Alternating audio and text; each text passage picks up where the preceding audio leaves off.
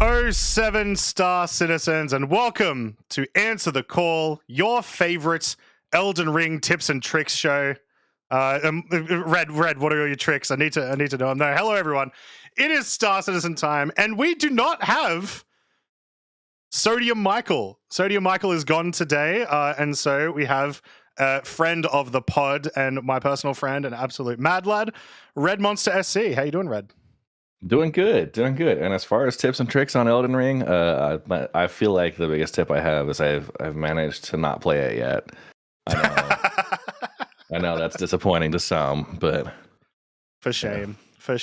Yeah, no, doing good. I made sure I'm probably not going to channel my my inner salty persona as properly as those might expect, but you know, I'm here.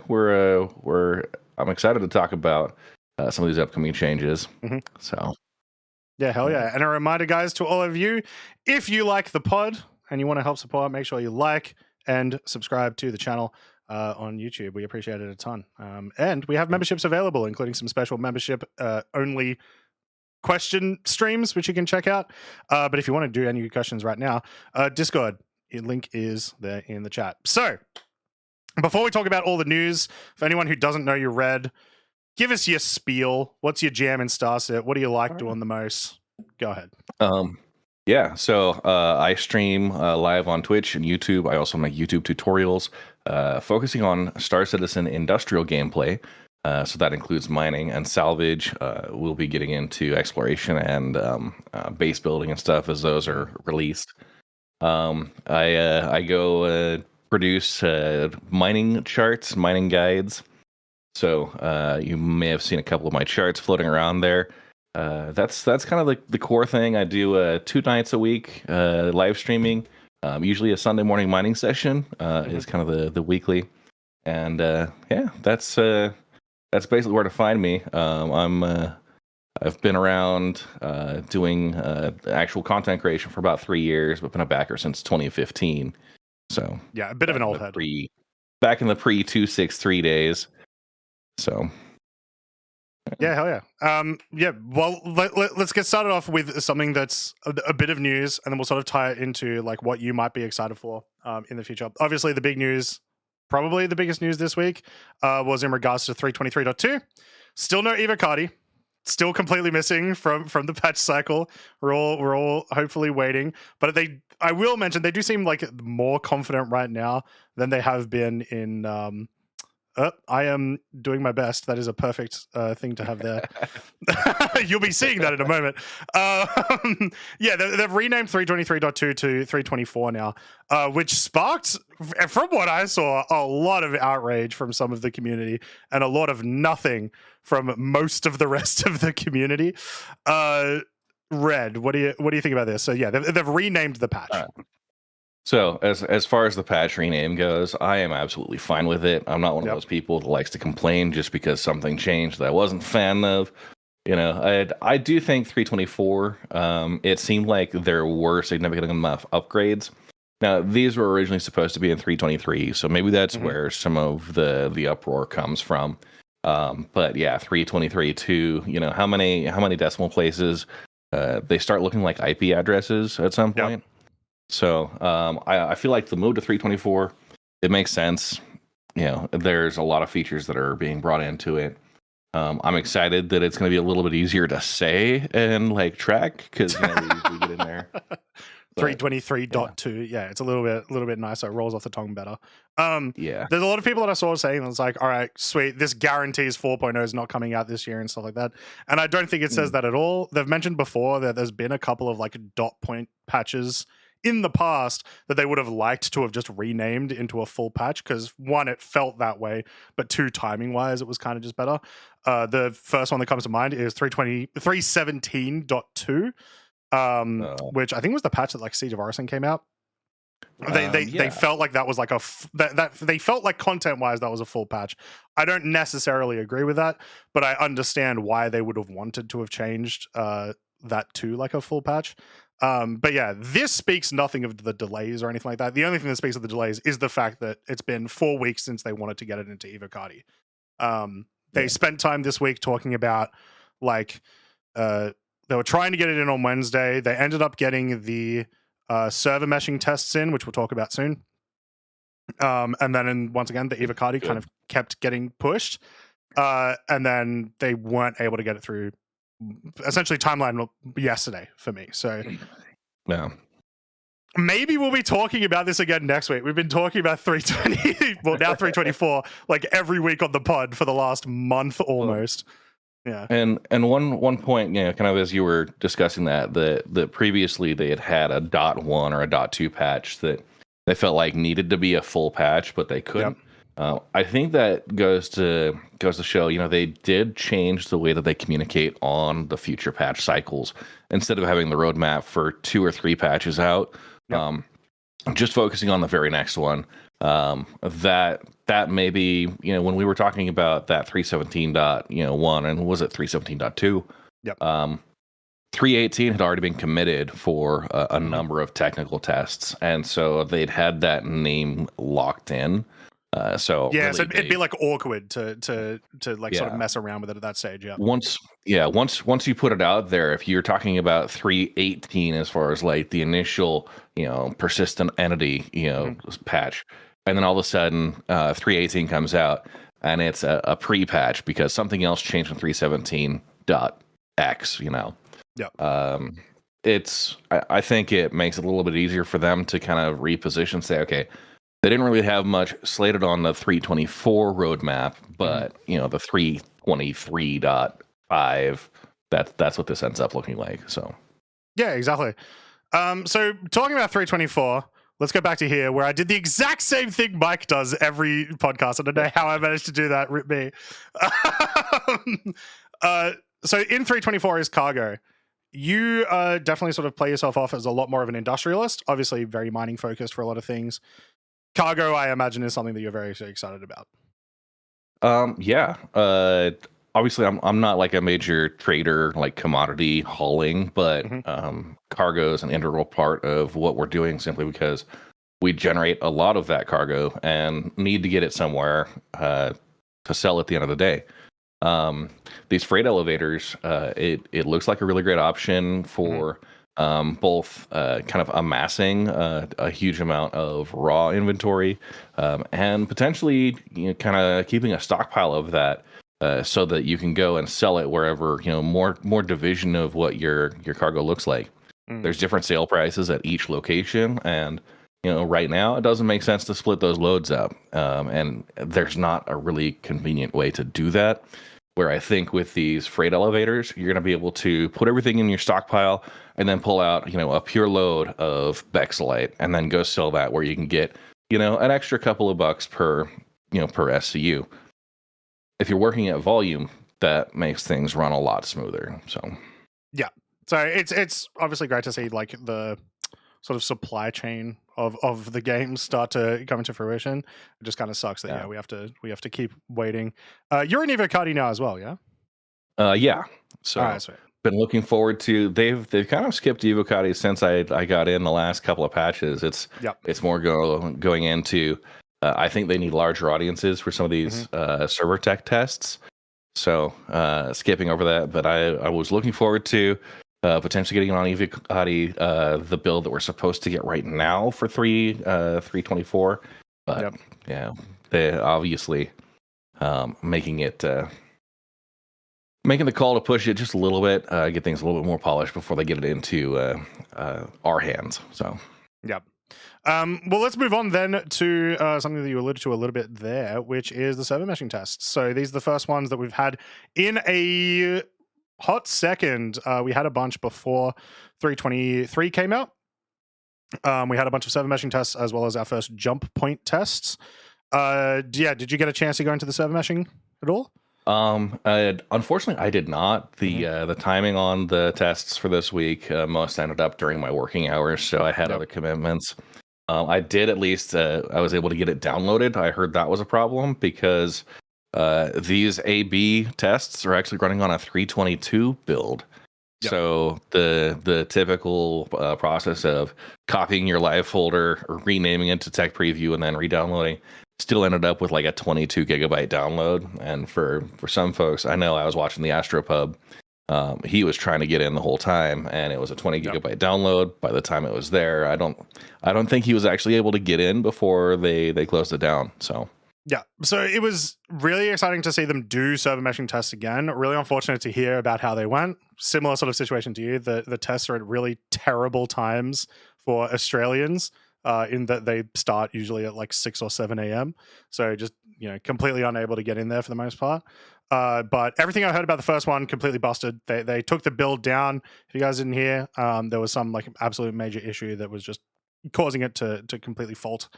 And then the second time, I was just hearing tons of 30Ks. So clearly still tons of work to go with server meshing, which disappointing because theoretically, well, 324 comes next, but theoretically, the next patch is server meshing, right? The 4.0 server meshing. So glad they're doing the tests.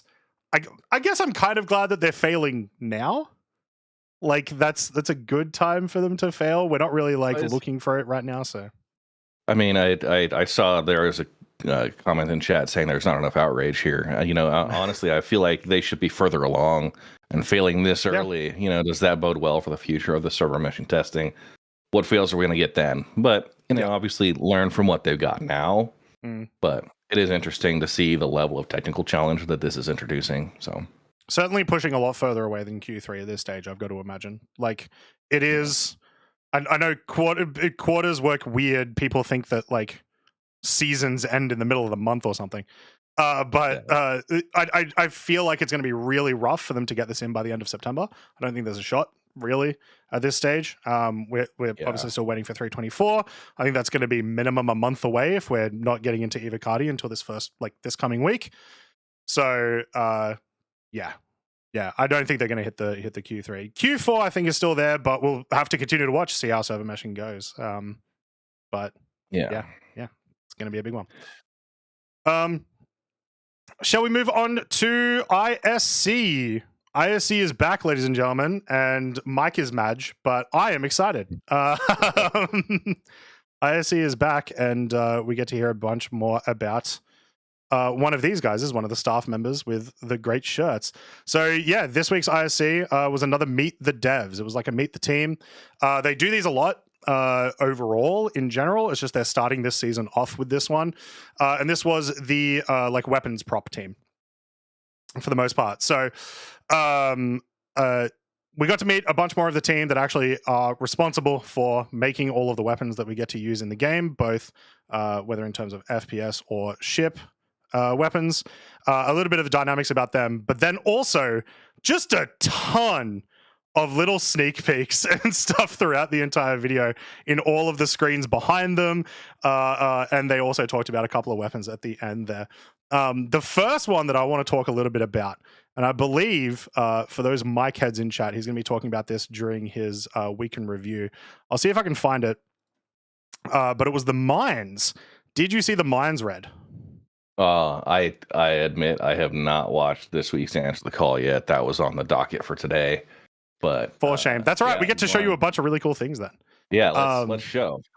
So I'm going to struggle to find the mines, but essentially we saw. I'll let it play through until it pops up. We saw a bunch of new. Sorry, not mines, but like mines, like deployable mines. Claymores. Yeah. That type. Yeah, so we saw a bunch of different concepts of them. It looked like there were gravity ones. It looked like there were like weird radar ones maybe or something. Just a ton of different concepts all put together, which has me really excited. Sorry, I also just want to show this sick looking, essentially AK. Yeah. So the mines got me there first, and I think it's really, really cool. I'm very excited that they're doing some concept stuff on it. Now, once again, did talk to Mike yesterday. Mike reckons that it's likely just work they're doing for Squadron with the mines, but because this is the prop team, that doesn't necessarily matter too much. They do that asset work for both games, right? So it would be stuff that I would imagine would be reused assets for the game. Yeah, and it's the nature of the shared game environment. Developing for both will work. Yeah. So. Comment there was at the start with Alberto. Yeah, I think I've just found this is Alberto, right? I believe. There we go. So it should pop up in just a second. Hopefully we see the mines. But it was the first thing that got me really excited as we were watching through. So they've also got these little handhelds as well that sort of, there we go. So you can see here, so this one appears to be like, either like an EMP type thing or like a gravity, who knows what the hell any of these are, but you can see a couple of different concepts in the background as well. Yeah, that visual effect looks pretty awesome. So it is, and that's presumably with like this is once again just concept, right? So this would be before the VFX artists get a chance to have a go at it, any of that sort of stuff. They've got like very traditional like sci-fi mines in the background as well, and like sea looking mines and stuff. So it's definitely something that's on their radar again, which is awesome. And I'm super excited to see. So once again, tons of like sneak shots. We actually get to see a little bit of this gun later. Last year during CitizenCon, we got to have a look at the Dead Rig shotgun, and it's in game for anyone who has the digital package. I haven't found one lootable yet. I'm hoping they are, but I haven't found one. Either way, more stuff sort of in that realm of like the pyro, like makeshift, throw something together, see if it sticks and shoots people with type of gun is becoming a thing. And that's awesome. I fully imagine this is going to be a big 4.0 thing, because if you release these guns with pyro, it just adds to the whole experience. This was another thing, Red, which I'm very excited for. They've mentioned before, like melee weapons that aren't just the knife, essentially. And there's a couple of shots in here of some few ones. So we've got this one, which looks a bit like a machete. Yeah, dude, space machetes. I like it. You got to wonder how like that's going to impact like player health. What type of injuries they're going to create. How that's going to be survivable, right? What your impact is once you're hit. Are you going to try an exfil? Maybe call for medical. Bring those along. Yeah. That saw some. It looks like a steam off of that weapon. There, it looks really aggressive. Yeah, it's like a weird.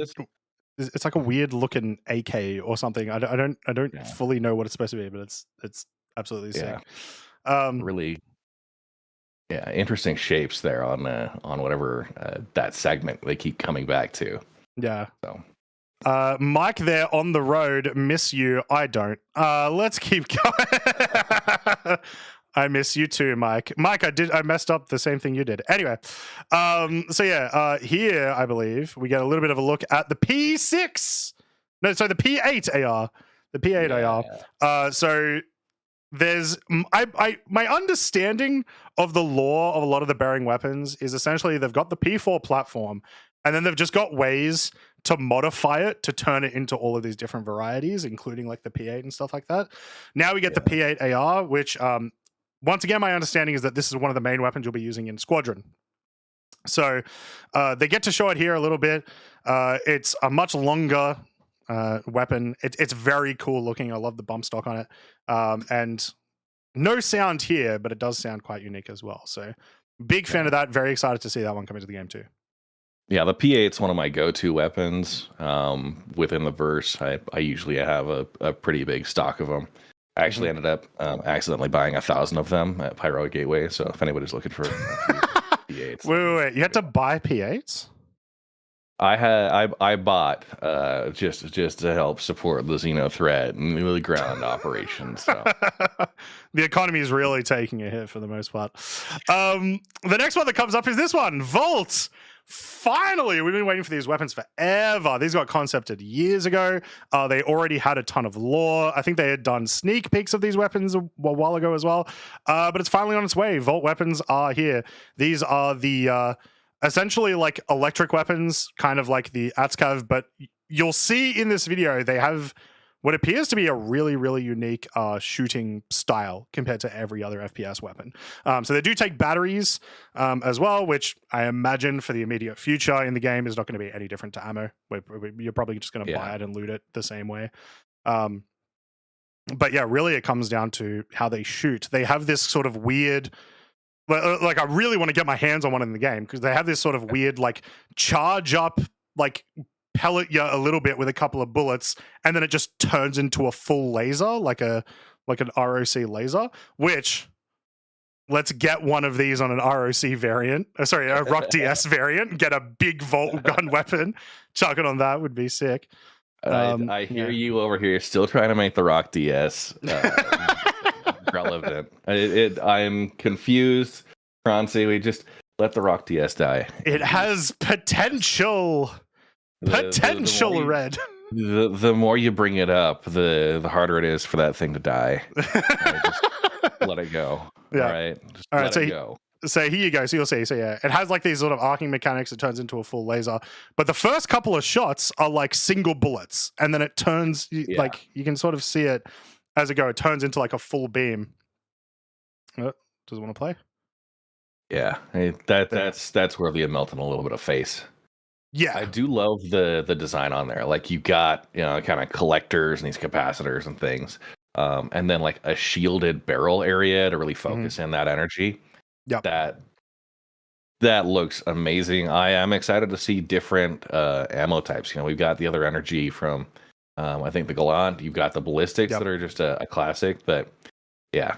This, and then you've got like the Atscav. The Atscav is very different as well, where it does like the electrifying arcs, kind of like a chain lightning type deal. Yeah, seeing more different stuff is good. Another thing I just want to mention specifically with this gun, notice after it starts lasering, it has no recoil. So this is going to be, when we get that horde mode, this is going to be the perfect weapon to just sit on the side, couple of shots of recoil, and then just aim at whatever. It's going to be sick. Yeah, and it looks like once it gets into like a warmed up state, like you can pull your finger off the trigger for a little bit, and it will resume back into that sustained beam pretty quickly. At least that's what I was seeing. I also am excited to see this make its way into the gun rush game mode in Ring Commander, because hopefully, I mean, that's the best place, presumably. Well, that or the single gun mode is sort of the best way, I reckon, for them to test any new guns before they completely break like all of the balance. This one's another cool one. It seems to shoot in a similar way to the Parallax, as far as we can tell. It's like this modified multi-tool flamethrower mining laser thing. Which is just super dope, and you can see there, I believe that's the Dead Rigger shotgun that was there below it. And this one's the Pyro SMG. The cool thing that I want to talk about this one specifically, they sort of mention it because it is a lot smaller. It sounds like, and it's a thing that I'd kind of want like an SCL like ask the devs for. It sounds like it may be able to take up a pistol slot, which would be awesome. Like more variations in pistols is something I would be a huge fan of,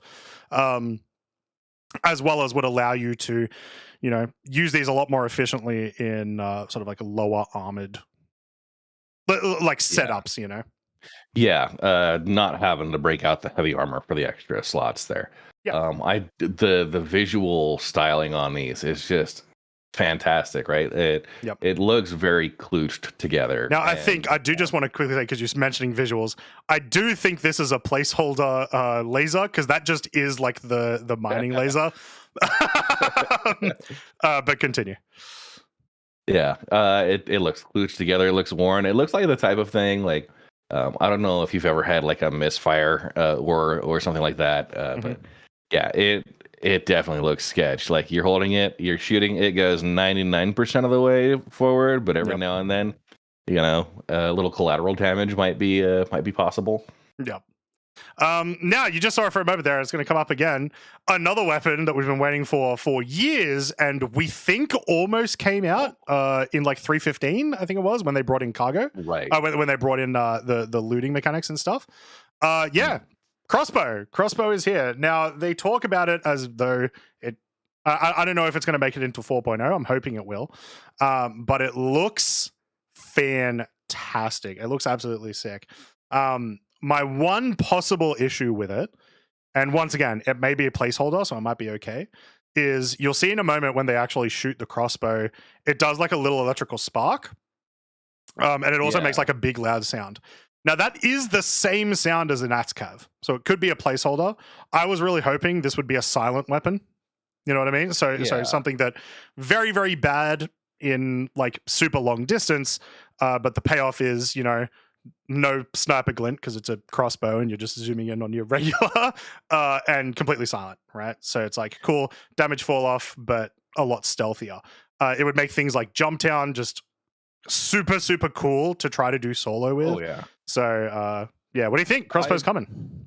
I am excited to see it. Yeah, I think it was the 315 cargo patch where it was like there almost made it in, but yeah, there was like 3 or 4 items that were in the game but had no values, so they didn't really exist, but they were lootable. As far as my preferences on if you're gonna go with a crossbow, it is purely for stealth, right? That needs to be the most silent, just the spring on the line, and no other frills, right? It needs to just be this deadly bolt that will take someone out in a very controlled, quiet manner for when you need to sneak in and out, right? Yeah, it should be better than a weapon with a silencer on it. As far as noise level, significantly reduced. Adding the other features here, maybe that's a balancing thing, because maybe internal tests have shown like it's too good one way or another. I can definitely see this being an interesting challenge during like Jump Town events, but obviously with a nice like P6 sniper rifle, that at range can still be really deadly, right? Yeah. So yeah, 100%. It out. I do like the 4 wing, the 4 prongs. Yeah, that gives it a nice aggressive look. It does just feel like it looks cool and I like it, but it does sound very generic sci-fi, where it's just like, how do we make old inferior like weapon cool? Just throw more of it on itself and it'll be fine, right? How do you make a sword look cool? You just add 2 sword. So yeah, pretty cool with that one. The way they talked about this one as well, it sounds like, once again, I need a Ask the Devs SEL for this. It sounds like we may be able to retrieve the bolts, which I think would be probably a pretty peak and like important feature here. They were talking about like the physicality of the bolts. It was something that was holding this back for a while, that obviously just didn't work with the just the way the weapons work at the moment in the game. So yeah, if we're able to retrieve bolts, that's huge. That'd be massive. Go out copian hunting, grab your bolts back, continue, right? So yeah. And a long-term sustainable weapon like that, right? Yeah. You're not going to be ammo dependent. Maybe you're going to lose some will break, but overall you go out with a stack of 30 and you'll come back with at least like 25. Yeah, exactly. You're never too messed up. So yeah, that was IRC. I was pretty happy with IRC this week. Sorry, there's another sick look at another parallax weapon. That's the taser. Which I don't think they've shown in game before yet, but that's the taser. But yeah, in a second they'll show like another one of the types of weapons that we saw before. There we go. One of the other Vault weapons obviously works very similar to the rifle. I imagine just less damage, probably less ammo, that sort of thing. But yeah, that was the IC. Pretty sweet. SCL this week was postponed, unfortunately, which is a shame. As once again, we'd been kind of starved for like ISCs and SCLs for the last month. We thought that 324 would come and would provide that for us, but unfortunately not. So the one other major thing that I wanted to talk about today is Xenothreat. So the Xenothreat event is about to finish. I believe it's in like 2 days' time from now. Huge changes. Like a day and a half-ish. Yeah, not too much longer. Huge changes to it. It's also the end of the Overdrive event, which some people love, some people hate. Give me your entire thing, Red. How was Overdrive? Did you like it? What could they do better? And how was Xenothreat? Okay. As far as a set of missions for kind of an overarching goal, I feel like Overdrive was kind of a breath of fresh air compared to what we've seen before, with just the standard mission: go to outpost, kill everybody in the building, collect your reward. Right. This was more. I think going through the server room, trying to get the codes, restart the coolers, those types of strategic objectives. I feel like really drove a lot more of, hey, like you should come with a group. Like this is something that could really be multiplayer. I really enjoyed the Overdrive missions leading up to it. I feel like a little bit of the impact was lost based on the delays getting through into the 323.1 patch. So that while everything else kind of tied together, that was, I think, an unfortunate part of it that reduced the impact. I still feel like they were very unique and interesting missions, and I as far as the actual Xenothreat combat, that was fantastic. When the servers have been working, right, and that's kind of the caveat here. Server performance has been hit and miss. But yeah, going out, taking down the Idris, I think everybody and their dog now has had ample chance to explore the Idris interior, taking it off on their own little journeys after the Xenothreat mission. I'll disagree with you quickly on one thing about the ample time for people to do it. If the servers weren't so balked, I would agree with you.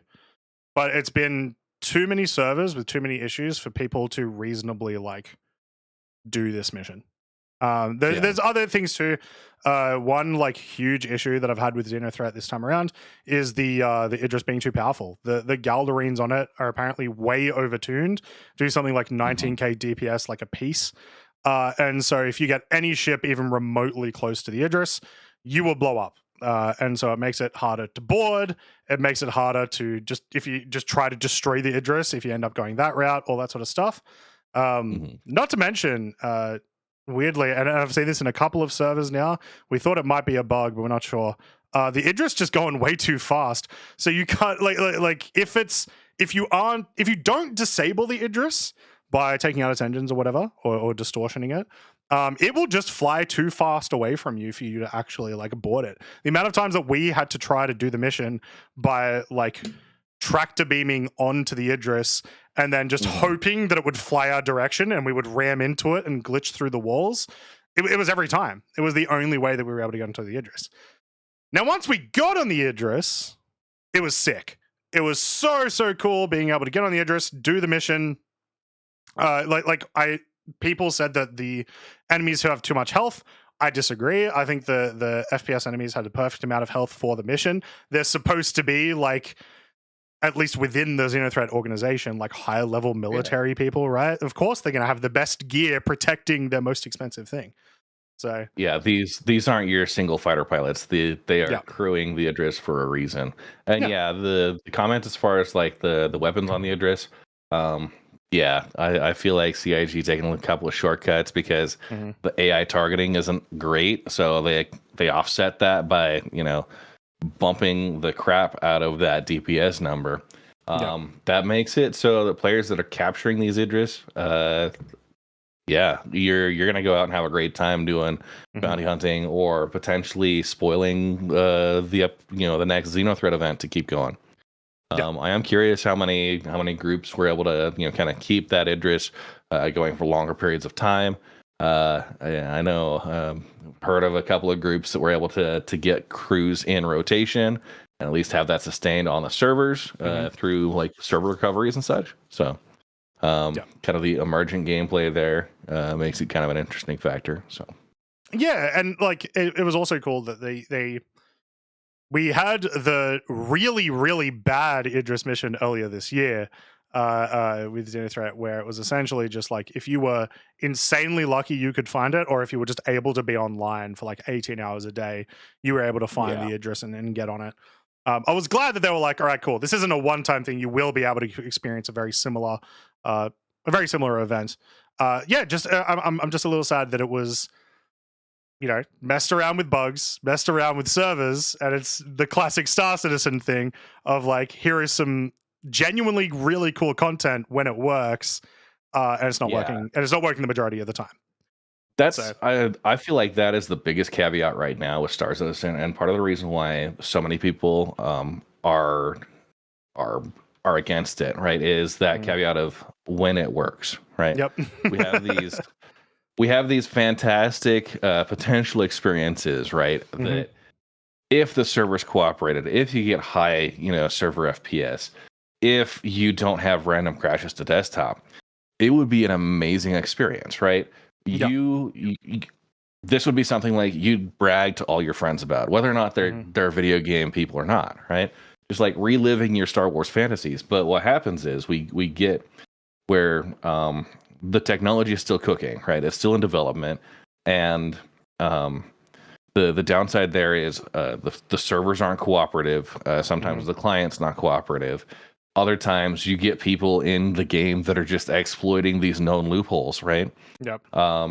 It turns enough people off, and we're in alpha, right? And that's what a lot of us who are longtime backers understand. I'm sorry, this is my soapbox for a moment. We're in alpha, but you said alpha, guys. You said alpha. That we're take your drinks at home. We understand that, we accept that as part of the process of development, but absolutely, as we start looking at the 4.0 and beyond, like we're looking at a beta release and then the golden. All of this has to work properly, and I feel like looking past that caveat of when it works. I'm excited for the future of the game, but I am also worried because there are a lot of times where, as a group, we're trying to get something done, and there's not an insignificant minority of players in our group that just cannot get things to work properly. Yeah, exactly. So, I will continue saying with just like it's very. It's almost certain at this point. I think it's entirely speculation, but I still feel like I'm 99% correct. This is gonna be the 4.0 lead-in event. They moved the location to the pyro jump point. There's no way that was just cause. Like, it's almost certainly because they want to do something with that. And obviously, how cool would it be if you're doing the Xenothreat mission and then you turn around and they're like, the jump point's open again, guys, right? So you then go through. I'm almost certain this is what will happen. And if it doesn't, that sucks. CIG, make this happen. It'd be so cool.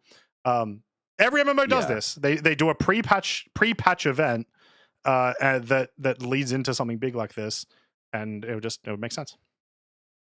I see where you're coming from here, and I absolutely agree. I feel like this is going to be a momentous reveal the moment you can do that transition from Stanton to Pyro through the jump point, right? Yeah. And we talked about that with the Pyro tech previews and stuff like that. I think this deserves more than just, hey, like, download the updated patch and you get it, right? I feel like a momentous occasion like this needs to be accompanied by some type of way to go earn it, right? In game. Give us the opportunity to go fight for it, defend it, clear the Xenothreat out, and then all of a sudden, they've reactivated or they've opened things up. Then you can go, right? Yeah. It's the same. Like I've talked about like community goals in the past. Like other MMOs do this really well, where there's a community goal you got to deliver like X number of units of material and a specific bill of materials they're trying to meet. Bring something like that in. Bring a community goal to say, hey, right, and to pull from like Helldivers, right? There's missions they have, their major orders, right? That you've got to go eliminate 2 billion robots. That sounds like a lot, but as a community, once you've got that done, right, somewhere on the back end, the switch is flipped, and they say, all right, you guys have earned it. As a community, you've all come together, and Xenothreat's been defeated. We can now go through. Yeah. I mean, even with that specific example, that's what Ninetales Lockdown kind of was. It's just obviously the reward was just the finishing of the mission, not the actual, triggering of something happening. It was just like community effort, do Ninetales Lockdown, everyone gets money. But obviously it's something they can do. We know that these guys enjoy these kinds of games. There's a lot of MMO players working for CIG that will have this sort of experience. So I'm hoping that happens. If not for 4.0, do it soon, because I love it. Yeah, and honestly, like if you are helping develop Star Citizen and you're not an MMO fan, right? Are you gonna be doing a good job at what you're aiming for, right? How called out by Red. Everyone at CIG needs to play World of Warcraft. I'm, not necessarily on that. There are definitely some folks that do well, and it's just the natural. Like, you're gonna be involved in the industry. Yeah. You should at least appreciate that industry. But yeah. Awesome. All right. Well, with that, let's move on to some questions for the show. A reminder, guys, that over on our Discord, we have a little text section called Questions for the Show, where if you don't want to call up, which you can join the calls right now for a little while, you can put in a little text question. We can talk a little bit about that. I let a bunch of people know that we were going to have Red on the show today instead of Mike. And so we got some questions. First off, and this one's going to be about mining. What changes or tweaks to mining do you foresee being needed to complete the mining loop? Stabilizing risky ores like Contanium or such for transport, with moving bags from mining ships to cargo for delivery to refineries. Essentially, yeah, what do you think needs to change in mining to make that loop fully make sense? Yeah, if you got some quick thoughts, I'd get them out now, because I can still box on this one for a bit. Yep. More different mineable types. We know that there's a couple of mineable types that are supposed to be coming out in Pyro, thanks to you when you did the Pyro playtest. But I would love to see more things like Quantanium. So I would like to see. I don't hate that mechanic. I just hate that it's tied to one mineral. So I would like to see, time-dependent minerals of higher and lower qualities that require more or less time to get delivered to either a refinery or a ship refining or whatever. In addition, I would like to see other urgency things. So some things that aren't just time. A great example would be in the Xenothreat mission, you've got the 3 types of cargo. You got one that's time dependent, one that's quantum dependent, and one that doesn't like to take much damage. Like if the ship takes too much damage, it's going to explode and then get lost. So I don't know what you would call that, like sensitive, I guess. Sensitive stuff. Sensitive. Yeah, more variations like that within mining, and it doesn't also have to be mining. It could just be all resource gathering. I would like them to introduce more of that stuff, because it provides a lot more. It provides way more for the gatherer for that sort of stuff. Like we imagine refining is going to be a relatively, hopefully, somewhat skill-based mechanic when we get the ship refining. Crafting is going to be hopefully just in depth enough that it's from from how many blueprints you've got to get to what you're going to make and how much of it, that sort of stuff. The depth can kind of come from that. The mining depth right now, right this second, is here are the 4 ores to go for, ignore everything else, right? So put in more stuff like that. That's my thing. I don't think much else needs to change, at least in terms of mining. Yeah. As far as my perspective, and I've kind of shared this since they did the rebalancing in 3.19. Yep. We went from a place where Quantanium was the most sought after, and there were specific locations you could reliably find it, to the point where everything is just, it feels too random. All of your top tier ores are scattered everywhere. And I don't feel like they've done a good job balancing out, your resistance and your instability versus your density, like those minerals. I've kind of preached about how they should go for archetypes of rocks, those that are high density. So you're going to get larger mass rocks, those that are high instability. So you need to come in with the instability reduction, and then those that are higher resistance. So you can then, depending on where you're going, specific locations will have rocks, all of that archetype. Bring that in, I think will balance things out. But also, I feel like they need to have a mining mission and a mining rep tier.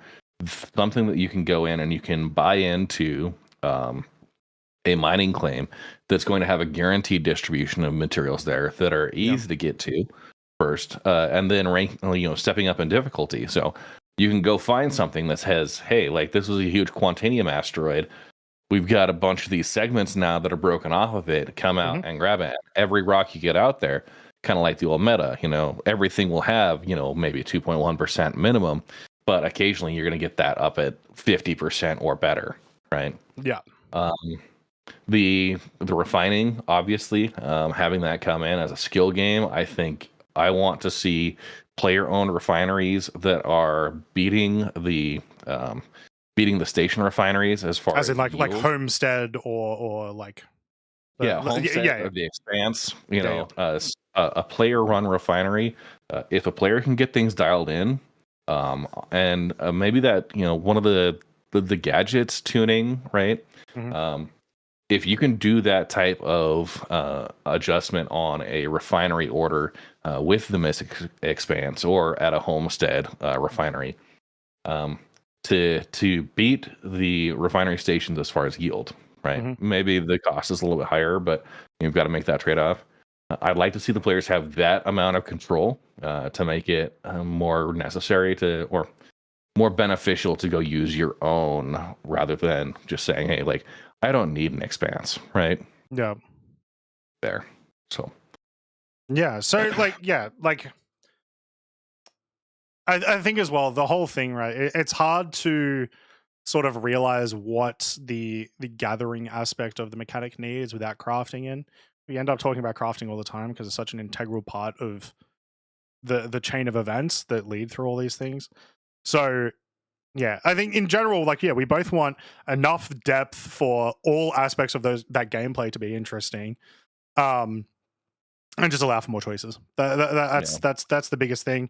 Whether it's am I going to do my own refining or put it in a ship versus am I going to move my own cargo versus get someone else to do it? All of that stuff. yeah.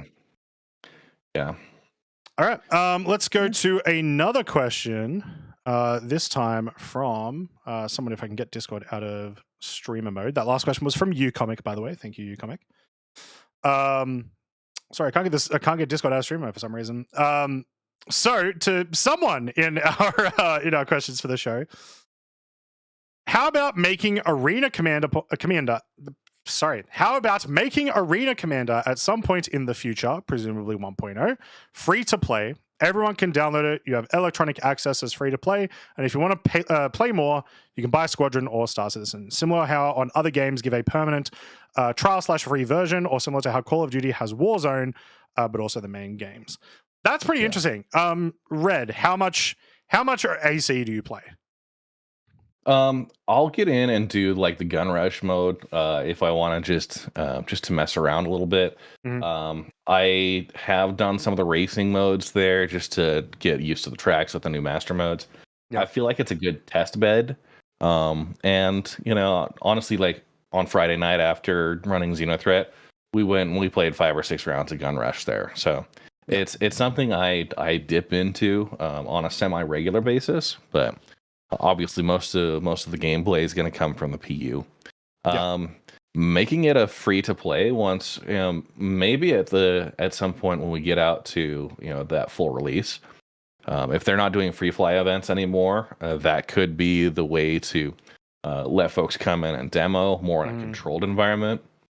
So I feel like if they had made Arena Commander free to play like 15 years ago, aka before the game had even like started kickstarting, it would absolutely pop off. At the moment, I don't feel like there's a lot of incentive for people who don't play Star Citizen to play AC. Like, I love AC. I think it's sick, but I think a lot of that comes from me enjoying Star Citizen, right? Like, if I wanted to, if I was just a regular Joe and I wanted to play a good team deathmatch, a good free for all team deathmatch software in the eyes of Gun Rush or whatever, I am completely spoilt for choice of a bunch of AAA games, stuff like Counter-Strike, Halo, COD, all those sort of things. Why would I go to Starship? Now, obviously, you've got a massive part of AC, which is the dogfighting, which maybe that could have enough appeal for people, but like, there's only so many times that you could do the horde mode missions, like the Vandal Swarm, the Pirate Swarms, or just constantly jumping into battle royales before you'd get bored of it. There is obviously a percentage of people that would be, nah, this is dope as hell, I'm going to keep competing in it, but I don't know if the incentive would be high enough for enough people to warrant releasing Arena Commander for free. Yeah. It'll be interesting to see how they end up going that route. One thing I do want to touch on before we move on is that I do kind of promote Arena Commander as a great way to get in as a player who might not be familiar with the controls, or Yeah. if you just bought flight sticks or something. Yeah. Arena Commander is fantastic to get in and learn that in a more controlled environment where Mhm. the risk of dying is a 2-second respawn compared to 20 minutes of, oh, I've got to go find the train, I've got to get back to the spaceport, I've got to wait for my insurance claim on my ship. Yep. So I feel like it's very much a more like inexperienced player friendly to get you in, get you focused on the game modes, and work from that point forward. Yeah, it's a fantastic like tutorial tool. But like I said, sort of outside of that, I feel like if you're enjoying AC, it's because you enjoy Star Citizen. It's usually not the other way around. It would require, like, what even is the trend for FPS games right now? I would say battle royales, but that's starting to dive a little bit, at least in terms of like new battle royales. So I'm not even sure where we're going. Probably like if Star Citizen brought in like 5v5 Counter-Strike-esque shooter, maybe that'd pop off. But and the battle royale thing, you talk about like Fortnite and Apex, and I think like and DMZ. Warzone and stuff like and DMZ, like I would extend it to like DMZ, maybe even like Tarkov, extraction shooters and battle royales. They are still like the most popular in terms of like player base for FPS games. But there hasn't been much new recently. So that's why I said it's kind of like it feels like it's diving a bit and no one knows what the new trend's going to be. Yeah. Do you feel like you would enjoy like an extraction shooter based on a pyro outpost? Something along those lines? Ooh, maybe. If the medical system had an upgrade, which we are hoping it does, at least I am one that is hoping it does, then yeah, I think that would be kind of sick. I think there's a way that you could do that in Star Citizen that would be okay. Have you played, because this is actually quite similar, have you played any Eve Vanguard? I have not. I've seen you play it on your stream. But yeah, so it's not what I've been familiar with. This is Eve's extraction shooter. Yes, they are doing a second attempt at an FPS game after Dust 514. You can't stop them. They've got too much money, all right? Anyway, so they're doing a second attempt. They've had a bunch of playtests for the last like 8 months. And I've had a go at 2 of the playtests. It was pretty interesting, and the FPS combat did not feel particularly different to Starset. Like even the medical gameplay was essentially the same, just you don't have the tiers of injuries. I mean it more as just like med pen, you're back to sort of health, right? Otherwise you're at like a static level. There is 100% a way that Star Citizen could do a similar thing to that, and I would not be surprised at all. But once again, I don't know if they will, because is the appeal there? Are there enough people that want to see that? Who knows? But it might be worth a shot. Who knows? Chuck a weird little experimental mode. Chuck us on Hurston with no armistice zone and just let us go, see what happens, right? And it might be fun. Yeah. There you go. That's a free one for you, Duncan. An FPS horde mode. Yes.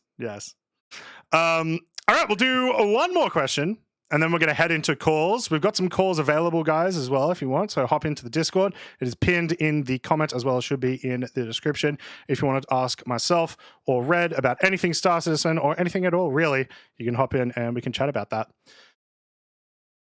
Also, Mike's gone bald. Rip. Wow.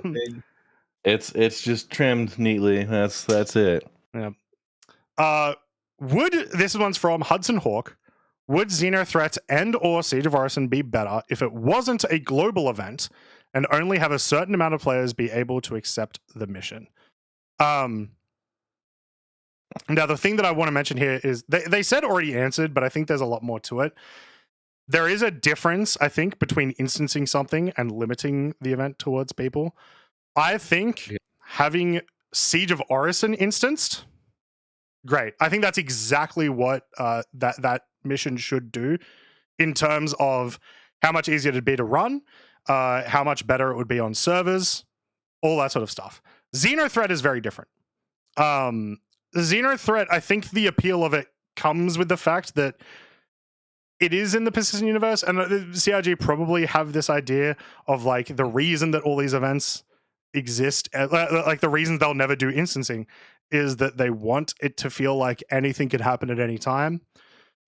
But at some point, and CIG probably won't because it's just against their philosophy, but at some point they need to prioritize the actual playability and the enjoyability of an event over essentially aesthetics, right? Yeah. What do you think? Honestly, I feel like the server meshing testing we're doing is going to be this instance solution, more or less, right? The request, I guess the original question, making if it wasn't a global event and only have a certain amount of players. I think those who accept it should be allowed to go do it. It shouldn't be limited that way, but those who have accepted the mission, they can then travel to the Pyro Gateway in a static server meshing environment that will be hosted on a different server. It wouldn't affect the performance of everyone else on that shard.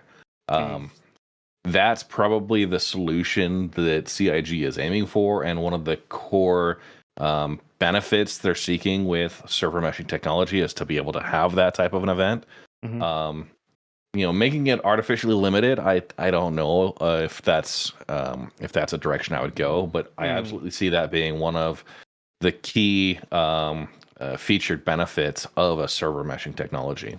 So yeah, we sort of saw with Overdrive, which I guess the Xenothreat mission is now called Overdrive, but with parts 1 through 5 of Overdrive, there were parts in that were essentially limited, only in that essentially there was only like one mission able to be up on a server at any time for some of them, just because of the locations that they'd been chosen for, and it sucked.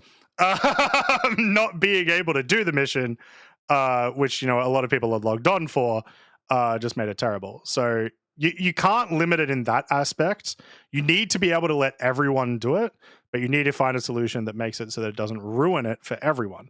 So obviously their solution is server meshing. Presumably there'll be any number of issues with that, but I don't, as much as I would like them to instance things just to make things better in the short term, there's no way CIG will do it. It completely goes against their philosophy. So no, as someone who generally while Xenothreat has been going on, while we've had these other Siege of Orison, I'm hosting a Sunday mining session, and our performance and our ability to just the game doesn't respond like it should, and that type of an event really kills the ability to have a smooth mining session, right? People who don't want to be involved in it are suffering from it, and that's again kind of where the separation with the static server meshing kind of helps break that apart. Yeah. All right, so that was questions for the show. Once again, if you guys want to submit questions for the show during the week, head on over to the Discord, go for questions for the show, and just type really whatever you want in at all. We'll see if it's a nice question. We'll answer it if it's got some good discussion.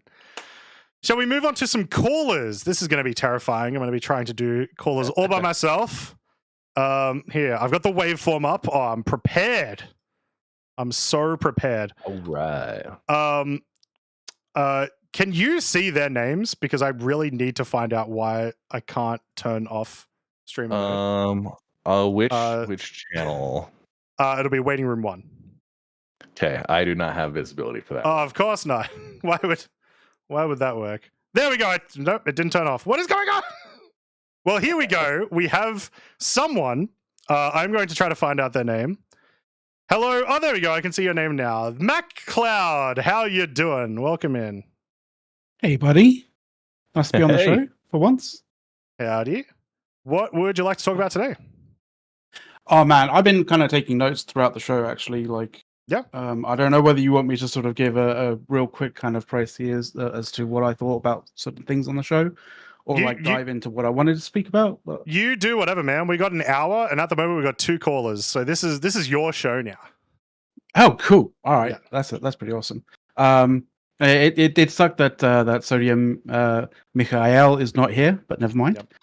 So that's it. It is what it is. The thing that I initially wanted to actually go in and talk on the show about was about a react that he did earlier on, which seems a bit, I don't know, not quite for the show as such. Maybe I should do that for, like, you know, the next ATC next week or something like that. But but yeah,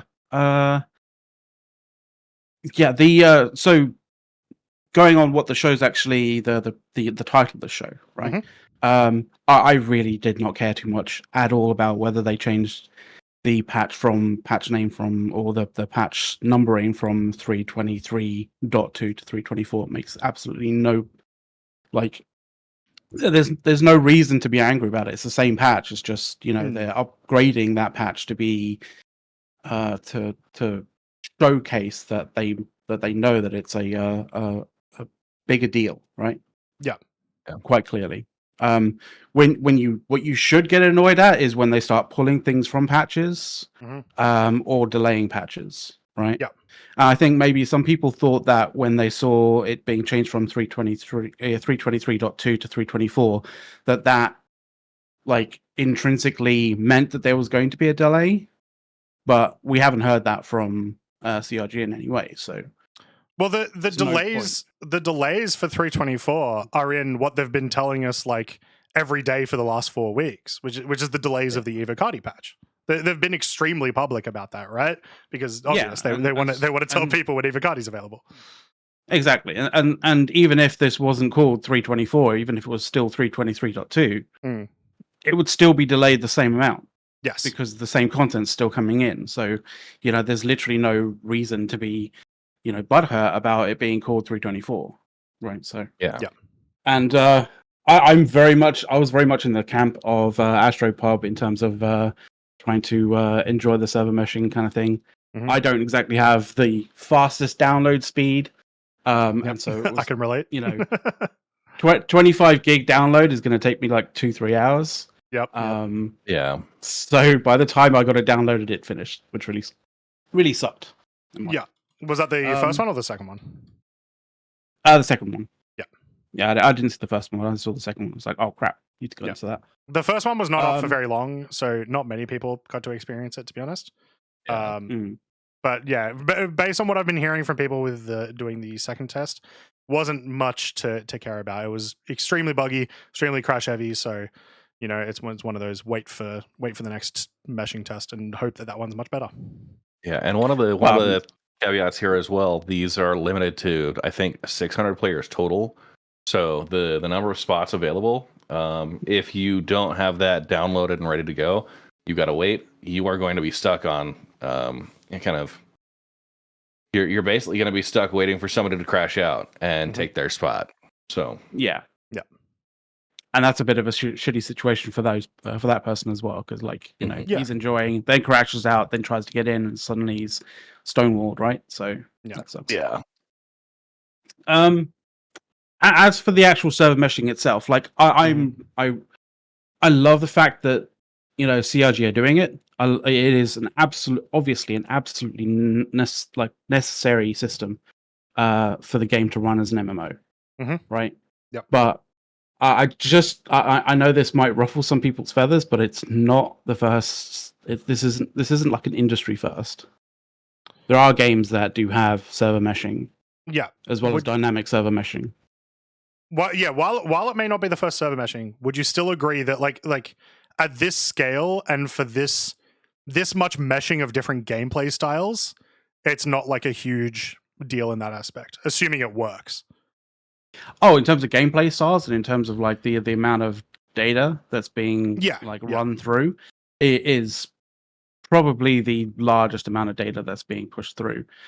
It'll be interesting to see how those how the server meshing deals with, you know, data throughput, because it is it's not a linear amount when you start scaling up the amount of people, because every new person into the environment doesn't increase the amount of data linearly, because one extra person means everybody in that server needs to kind of know information about that person, right? So it's not a linear, it's exponential, if anything, right? So be interesting to see how they deal with that.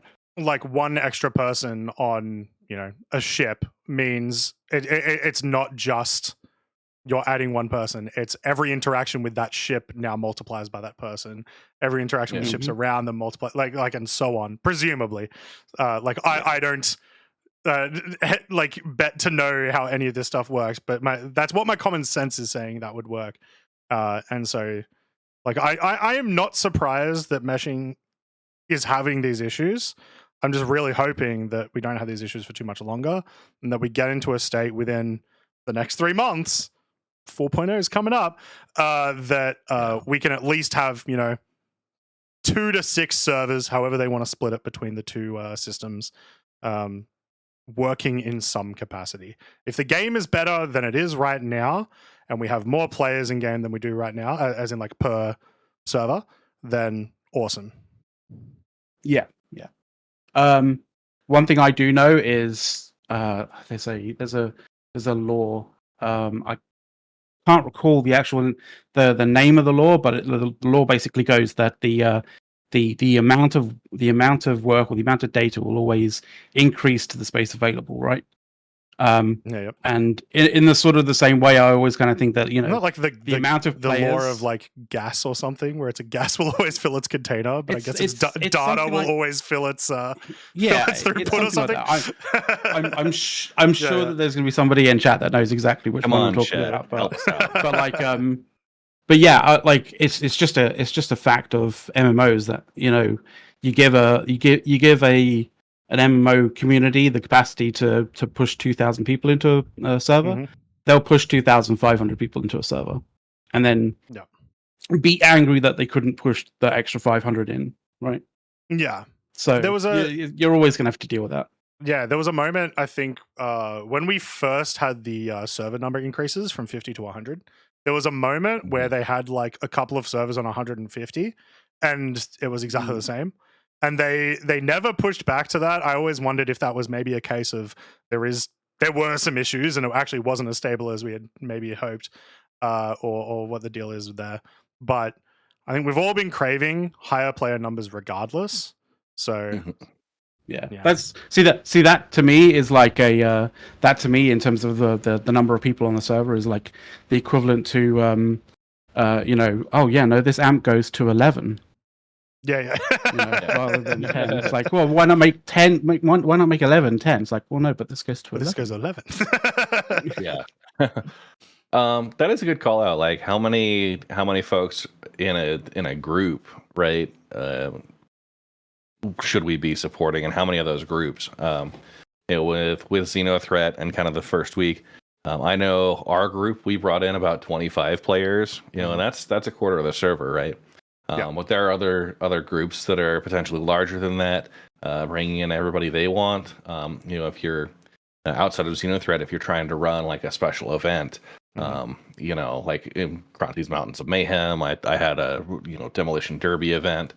Those bring in a lot more players, and that's where the server capacity becomes more of a concern. Is unless you start on a fresh server, you may not have a server that's got 25 free slots on it. So, I mean, there's also a strategic aspect to this. If you've played large-scale MMOs for long enough, you know that, when there's a strategic objective that one group is trying to get versus another group, if they have the numbers, the idea or the potential idea of being able to block your opponents from being able to just even get onto the server to contest the objective is a thing that players and player groups will do.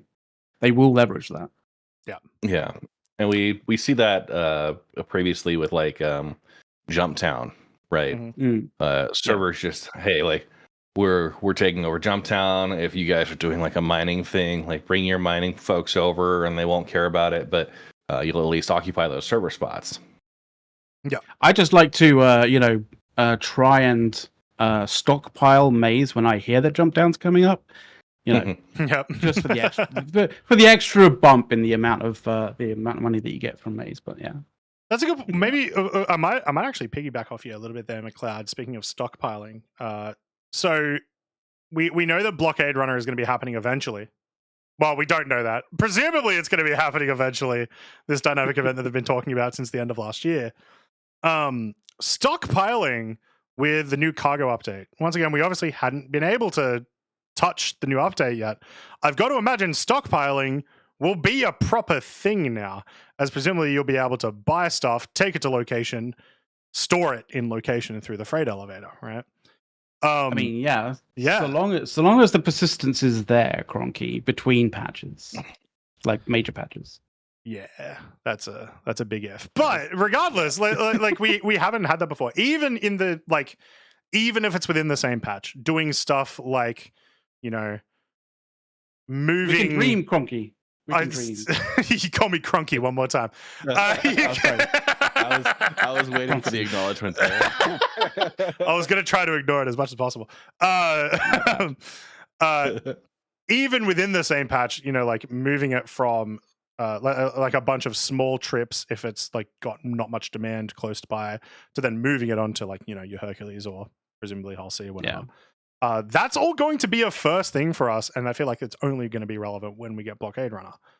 I'll first go to Red, and then if you want to touch on it, MacCloud, 100%. Red, what do you think the implication? Like how much is cargo going to change in these dynamic events now? I feel like it's a crap ton. Yeah, for dynamic events, one of those optimized strategies is to stockpile ahead of time, right? Yeah. We saw that with the Ninetales lockdown, people were stockpiling medical supplies. They'd have C2s at the station, ready to go, or we weren't, the stations weren't necessarily announced ahead of time, but rather than sit through the roadblock of like 8 C2s all waiting for the same landing pad and an outpost, people went off hours. They bought the medical supplies ahead of time and just parked in dead space, right? I feel like we're going to see that, but now that we have a safe space to land that without necessarily having to commit one ship to it, you could commit a significantly higher amount of inventory. I do feel like there's going to be those folks on the min-max side, right? The optimizers that we'll probably have a healthy supply of whatever materials are going to be used for whatever events are coming up. So yeah. MacCloud, anything you want to add on to that or talk about that? Like, I feel like it's a really big part of just everything and sort of stuff that we were mentioning. Oh, I can't wait for the cargo kind of update. Physicalized cargo is just. I know a lot of people kind of think that's it's going to be really clunky. It's going to be really awkward to kind of do, but the systems will mature. The ways that we move the cargo around will mature. As the game progresses, we'll all kind of get better at it. CIG will give us tools that will make it easier as such. But actually physicalizing, I think, is worthwhile in the sort of environment that CIG want to build, right? Yeah. So maybe this is a good question to ask. Are you concerned with what might become tractor beam citizen rather than cargo gameplay, having to manually move from your cargo lift onto your ship? Well, yes and no. Like, yes, if CIG don't look at it and kind of go, we need to create some limitations, right? And then there's also a case of, we have this tractor beam tool that uses nothing, creates energy out of thin air to do what it does. When you start actually plugging in things like it requiring energy and materials to use in order to actually function, then you may sort of start to see some limitations in, utilizing tractor beams in order to do everything, and realize that in actual fact, it might be better to use a different device or different devices or that kind of thing for larger boxes and stuff like that. The other thing that I always kind of thought was a bit weird was I don't know, I kind of feel I feel a bit weird as a player who is like maximum of 150 pounds plus suit and armor and stuff like that, being able to throw around a 32 SCU container. I really feel that in terms of the mass difference between the two, if you use a tractor beam on a 32 SCU container, it should be you being pulled to the container rather than the container being pulled to you. So yeah. But even in 0G, right? It's imparting forces that that don't have the opposite reaction. And that is a good call out. We've got the smaller tractor beams and the larger kind of rifle sized. The differences between those, what they're capable of. I also think we need to have mag boots as well. Yeah, mag boots. Yeah, it's something that's brought up like all the time, right? Like it's a big sci-fi trope, and it's weird that we don't have it. And yeah, it would make things easier. I don't know. Well, it might make things easier for us. Might make the devs' time infinitely harder with the way that they've made the game. But it would be very cool. I know that they need space parachutes. Yeah. Well, I mean, that's what the tractor beam was there for, to pull us back onto the ship. Yeah. We get blown off. Yeah, shot fair. off, Like, there's a certain level of I do hate it when people bring up realism in Star Citizen, but with some of these things, not so much. Like, some of the things, it's like, no, if you brought in not really realism, but once again, more like tropey things that we're very familiar with, then it could add a lot to the experience because it then acts a bit more like you would expect a sci-fi universe to act. All that being said, go ahead. It also opened up play and counterplay options, right, for people. Yeah, and that's a really important thing when it comes to gameplay, just in general. Yeah. Now we may end up in CAG timeline probably a couple of years time, and end up saying like, look, the was it like the crawling that they've shown off a couple of times in like concept stages may be enough. But I don't know. It's yeah. And to clarify, you're talking about like the sticky fingers, the Spider-Man hands. Yeah. Which are essentially like the way they talk about it. It is essentially mag gloves. So it's like the Mission Impossible kind of like up the side of the suction gloves, right? yeah, exactly like that. Oh, I love it. Awesome. All right, anything else you'd like to talk about, MacCloud? Quick little thing. The sword thing, the machete thing that you brought up in one of the videos. I noted that looked like a longer version of a knife that they also had in the sort of like series of knives. I think, in actual fact, that's an extendable knife that goes from a knife to a sword, maybe. Because they looked really similar. Let me just see. In terms of length. Do I still have it up? I do still have it up. Let me see if I can find it, because that sounds cool as hell. Your switchblade. It was I think it was or like like how you have those extendable kind of truncheony things that go like it could be something like that. Yeah. Only I saw more frames. I think I know what you're talking about. We could also enjoy those little snapshots of Daniel Radcliffe as well.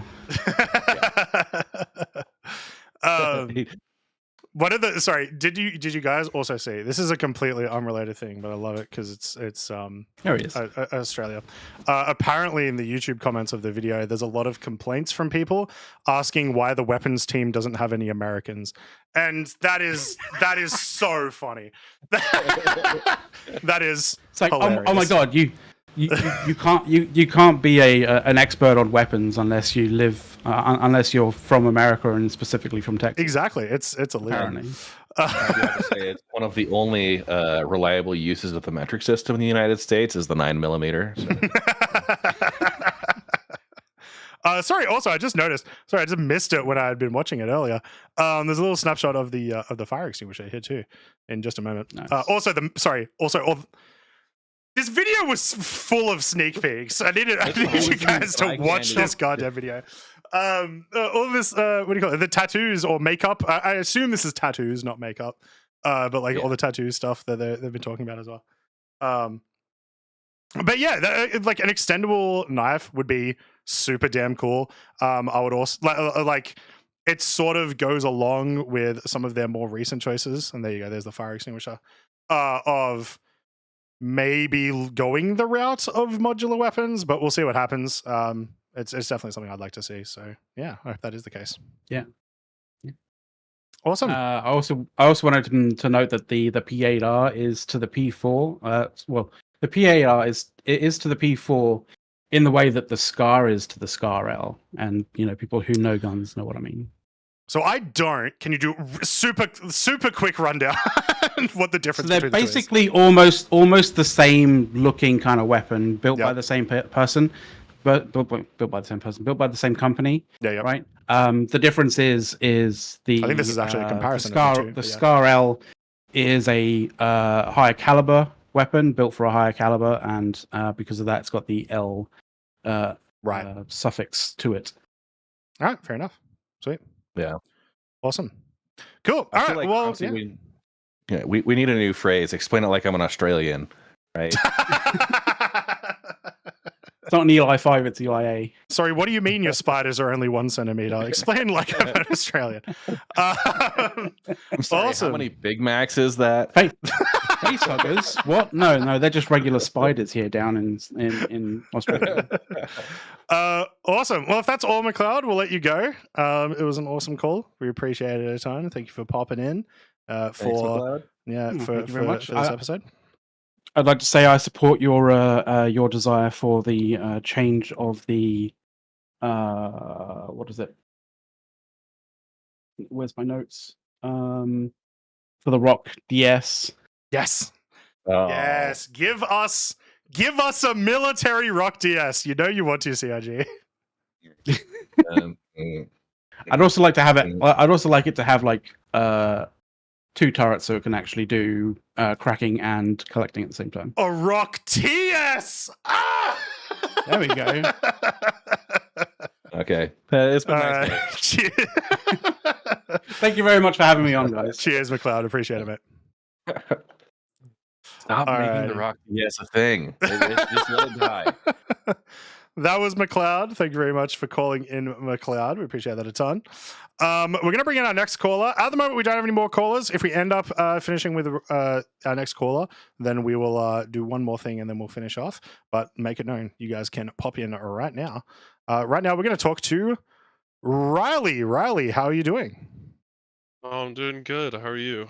Fantastic. What would you like to talk about today? Good. How it's much better with Mike not here. Based.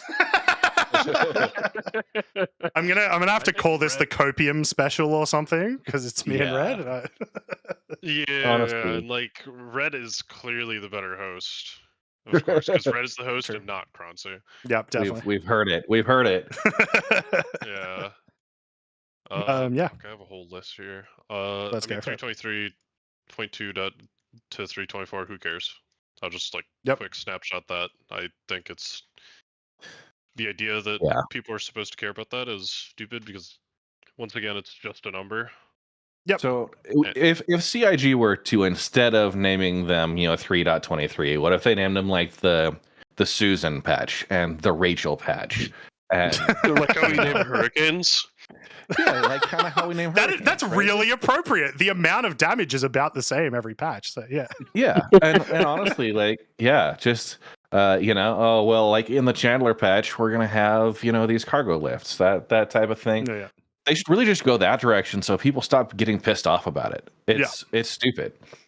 I will say, with you saying that as well, Riley, I think it's now lent. My experiences with people talking about this change now has definitely lent further towards the size of most people not caring about the name change. It just has been funny that there are people that do, when there are actual delays with this patch that we've been seeing for the last 4 weeks. Why are you not? Looking at those, right?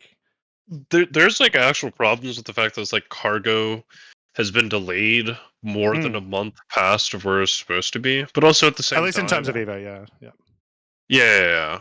But at the same time, also the actual pace at which they're developing is still significantly faster than any of the years we've had thus far. Yeah, I will say though, because I was thinking about that as well. The one major feature, well, it is a lot of major features, but cargo, the big cargo feature was the primary PU only feature in 3.23, and then it got pushed. and then the entire patch, with the exception of like the additional vehicles of master modes and locations. I'm trying to wrap my head to see if there's any others, but other than that, was all squadron stuff. And so it's like, okay, cool. So how's the PU development stuff going? We obviously haven't seen the squadron teams move to PU specific features yet, right? This is all the implementation of the stuff that they've been working on. So it's interesting that like it's that's all it is. It's just interesting that like the massive feature that was PU only got pushed and is having a bunch of problems. Yeah, I definitely can understand from that perspective. I think they can easily name it though, even though it like a lot of these are just transferring over Squadron 42 features. They are still pretty major features, like the FPS overhaul is pretty major. Master modes is the biggest change to flight since 3.12. 3.14. 3.14 was like when 3.14. Yeah, that's when they introduced like the power triangle and stuff. Yeah. So I think it being its own patch still makes sense, even without the cargo. I think 3.23 was just an absurdly large patch, and I think everyone kind of knew that. Like when we looked at 3.23, we were like, "Wow, this is like literally 2 years of updates in a single patch." Yep. And then when cargo was pushed, it was like only cargo's getting pushed. Okay. Yeah. So, like, just looking at what was actually delivered, like we had the new character customizer, we have the new distribution centers, we have the fauna with the Marok and the Kopion. Right. Ships and vehicles. We talked about vehicle modularity coming in, the Tally Gold standard, master modes, like huge. They brought FPS in rework. Crosshair. Yeah, a little bit of the FPS rework. Water improvements, Vulkan graphic support, some work on the replication layer. 323 was the Star Map update. Yep. Yeah. A huge amount. Star Map could be its own update. And I would have been like, holy shit, this is the biggest change I've ever fucking felt in my entire life. Yeah. Now Mike is yelling in the car on his way at the moment. I agree though. I think like the map was that impactful of a change. As long as it included like the mini map and stuff. But it was probably meaningful enough to the players that it could have been its own patch. I'm glad it wasn't. I'm glad there was more stuff there, but Yeah, I honestly, with 323, so many of the ways that we interact with the game changed significantly. It did feel like almost a refresh of the game with those changes, and obviously master modes affecting a lot. People are still getting used to that, but the loss of the cargo lifts and the instance, personal hangars, right? I was gutted, but I didn't feel like the patch itself was gutted. Yeah. Just because those were features I was looking forward to. There are aspects of them that still made it into, like right now you can still go out and buy like mole ore bags, but there's no way to actually get them onto anything. Yep. So that's. And on master modes, by the way, everyone who's listening, if you think master modes is bad, you're bad. Unironically, I'm not even joking. I can understand like some people who say master modes is bad because of like some early stuff, but a lot of people that say master modes is bad is either because the Hornet's overpowered as shit, which doesn't have to do with master modes, just has too much DPS. It has to do with the M cannons and omnis. The fact that like the DPS of that like ship, that's not a master modes problem. But most people that complain about master modes haven't actually played PvP at a level higher than that of like a dog walking through a park. You can say Croncy, that's okay.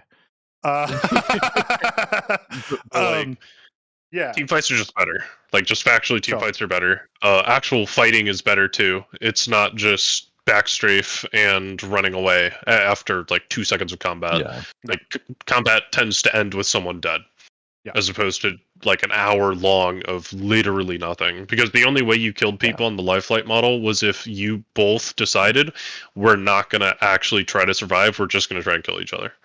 Yeah. You would you'd be able to ditch out and replenish those shields very quickly. Master modes has you locked into the engagement unless you can find yourself an escape route, which doesn't happen very often right now. And the vulnerability you introduce trying to hit that escape is it's a it's a trade-off. Yeah, most of the complaints I've been hearing about master modes recently have been way more to do with balance than the actual feature, which is good. That's where you want to be, because balance is a lot easier to change than for them to come up with an entire new feature again. I will say, and I want to hear from people in chat, whether right now or if you're watching the VOD on YouTube. We had an episode of the podcast where Mike hosted Avenger 1 and Virgil, and they were talking all about master modes just prior to 323. Do you think we should do it again like now? Do you think it's been long enough that they've probably had enough time to test it out to see if their opinions have changed? Or should we hold it on for longer? Let us know. Yeah. Awesome. Great. Anything else, Riley?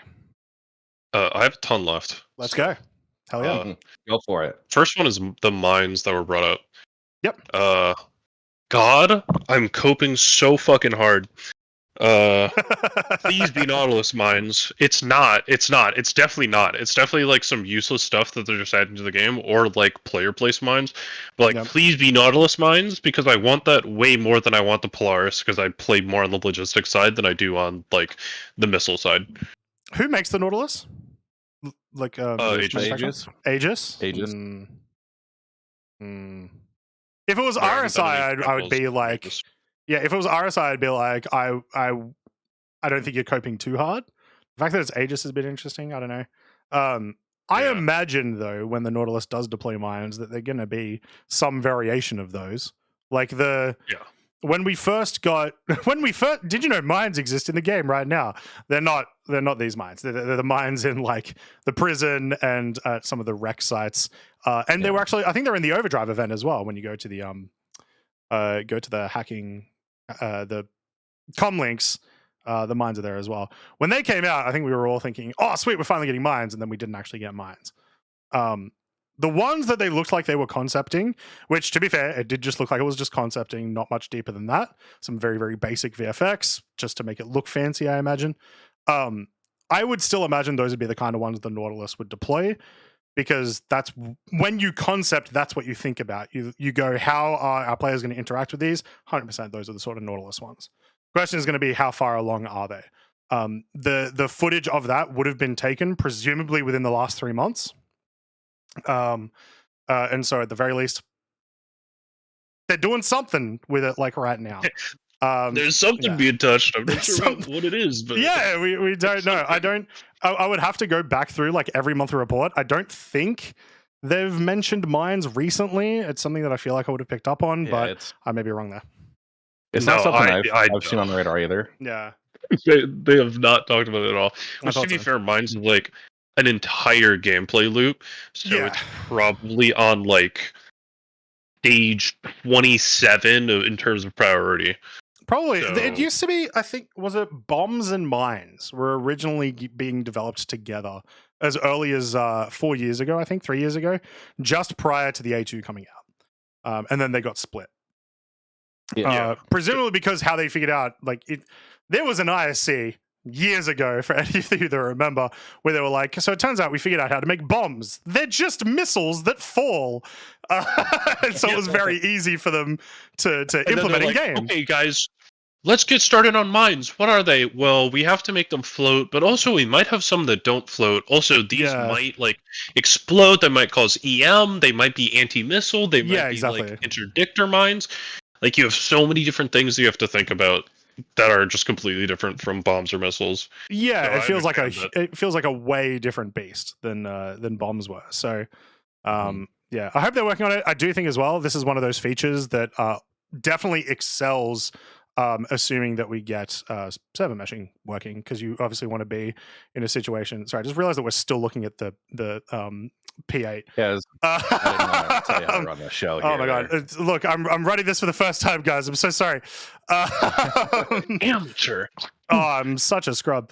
Get good, Croncy. Wow.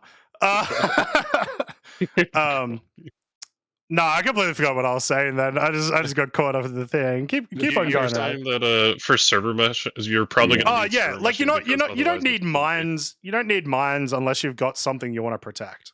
And so maybe the Idris is like probably the closest example of like something you want to protect if you like leave it in a certain location, but presumably not until we get either homesteads or we have like some sort of territory to control, or, and I think this is probably the more likely thing that they will come out with it, until they want to introduce missions with mines that we have to avoid or we have to shoot down, right? So that's probably where it'll lead. Here's one. Go ahead. Here's one gameplay aspect of mines that I would love to have. If you could send a mine on a ballistic trajectory, right? No course correction or anything, but just launch it on a ballistic trajectory, and you coordinate with a couple of your friends that it will all kind of collide at the same point in time, right? That type of gameplay would be really interesting, and you could send, I've witnessed other like sci-fi battles and stuff where this is like one of the tactics that they're using. That would be really interesting for me. I would want to make sure that whatever mines we have available, we could still do kind of a ballistic trajectory on them, rather than just deploy it and it's fixed in a point of space, like it's just tethered there at XYZ. Yeah. I think there's also, even without like a few of the gameplay portions, there is something to be said about having mines. Let's say if you're like attacking somewhere and you don't want the reinforcements to come in, as soon as you get there, you deploy mines behind you, and it's like, okay, well, if they jump in, they're going to get absolutely blasted by like just tons of mines that are waiting for them. And if that means delaying them enough for you to get out with what you want, as opposed to them getting there and like stopping you, that's still good gameplay. But this is all like super in the future, like in theory kind of stuff. That's, I mean, maybe it's not like so we all, Mike and myself always talk about, we really love the you make a disaster mission, but there's just never like as much incentive to do it, which is a different issue. But you could have in Wake of Disaster, exactly, like you jump in, you're the first one in, sick. What's the closest like planetary jump point that it'd come in from? You can calculate, the 10 kilometers away or whatever, deploy a bunch of mines, and then you will feel a lot safer, salvaging and looting up that whole area. And it would be pretty legitimate gameplay, I think. At the other side, you could set up booby traps. That could be a play style. If you're a pirate out there and you want to set up some booby traps for people so you can then loot and salvage them, that could be an aspect that you could do right now. I will set up hundreds of mines across the entire Stanton system. There will be no place unmined, and every cargo runner will go to OM5 at Hurston and explode spontaneously. Like, why is the jump point to Pyro have 900 mine signatures? What the hell is going on here? Well, it does make things interesting for future gameplay. Like if I'm out there and I've got a valuable like mining claim, just to bring it back to the gameplay that I like. But I can set up a mine there that someone would need to have like a broadcast code to deactivate, right? And if anybody else comes out to it and they try and hey, like this looks like a good rock, and boom, protect it that way. Like that's something as well. You talked about deploying mines behind you if you're in kind of assaulting an area. But it's I think the static aspect of the minefield would be interesting there, and how the counterplay would look. Is it something you can disable with an EMP, and for how long, right? And that is one of the main like in the lore reason as to why the Nautilus is coming up to the civilian market, was because there's tons of mines left over from the Second War. And so they were like, hey, we need to release this, so because it's also good at demining entire like swaths of space. And that's kind of the reason it exists on the civilian market and lore. So that might be also a reason for it. Do you see a world that we're going to have mining mines? Deploy in an asteroid field to blow up a bunch of rocks? Yeah, I don't think so. I think they're going to stick with the lasers. Red hates fun. I do hate fun. You described Eve with the Chinese bot. RedMonster, hater of fun. Yeah, how dare you? I don't want that. But to stop us from talking about this for the next 20 minutes, onto the gun portion of the ISC. Yep. Bearing basically just seems like Colt, where they have the AR-10, AR-15, like the P4 platform becomes the P6, and the P6 becomes the P8, and it just depends on what caliber you put into it. Yeah, I believe, like even specifically that, it may be old lore, and I maybe dreamt this up, but I'm fairly sure it's a thing. That the way that their like platform works is there's essentially like almost like a pistol-sized part of the gun that it's literally just attachments turned into a P4, attachments turned into a P8 SMG, attachments turned into a P8 AR, attachments turned into a P6 LR, whatever. Like it's sort of it's supposed to be, my understanding once again, which someone please tell me if this is old lore or if I dreamt it up, was that they did that so that the like the UEE military had a single gun that they could just throw attachments at to make it into like different levels. So aesthetically, that's presumably what it's supposed to be. Yeah. You see examples like that in real world, like certain components are interchangeable between models and things like that. I don't know as much of the lore behind it, and maybe chat can chime in if anybody's really got the deep history. But it makes sense from like a manufacturing efficiency standpoint, at least. Yeah, like having the same bolt work on 3 different guns makes it cheaper to produce that bolt. Yeah, exactly. Not to mention, it would be much easier for the military to actually just like have it, like only having to carry like one gun and a bag of attachments. Yeah. If you could have a box that's just this goes with these 3 guns, you don't have to have 3 different boxes. You just have one box. Yeah, it's like logistically, it's so much easier. Yeah. And then on the exact opposite side, we have the Volt, which is like the most complex thing you've ever seen, and has a billion different parts, and looks extremely hard to balance because it has a laser and fires like bullets. Yeah, I've got to imagine it's going to be pretty. Like, it's also once again like no recoil after the first few seconds. And I think that's really tentative with the laser not having recoil. Like, I highly doubt it gets to live and there's no recoil on that laser. And if there is, it's got to be pretty weak because it just comes down to a balancing factor of if it's easy. It probably will. No. I think the way that they're going to balance it, like lasers should not have recoil. You're essentially pointing a high-powered flashlight that in its most simplest form, right? It shouldn't have recoil, but it should have a very limited range, right? You can't focus that beam indefinitely. There's an effective range for it, and I feel like that's where the trade-off is going to happen. Both being too close and being too far. There will be a distance where that damage falls off, and if you're in extreme close quarters, maybe it's not going to be as effective, or it'll be a wider area, something like that, because that beam focus has to happen. Yep. You could also like there's also other ways to balance it. The battery could like ammo wise, it could just have like garbage, right? Like you could make it, sick it fires for this amount of time with a lot of damage, but you need tons of batteries to continue operating it that way. / the reload is just like super long. And I think that would be fine. So I don't know if it'll be a nightmare to balance. Other games have balanced similar styles of weapons okay-ishly. I don't know. I trust in. I imagine that's going to get done by Zach and the team. The balancing for that stuff. I trust them to do a pretty good job with the FPS weapons because I've been loving it. 323. I think it's been sick. The fact that shotguns aren't the worst guns ever in the world. Well, they might be in comparison to other guns, but the fact that they feel okay now has been awesome. They're definitely the worst. They may be the worst, but they're not unbelievably trash anymore. So. I will get stuck on the shotgun modes for Gun Rush almost every time. It is god awful. Buffs, dude.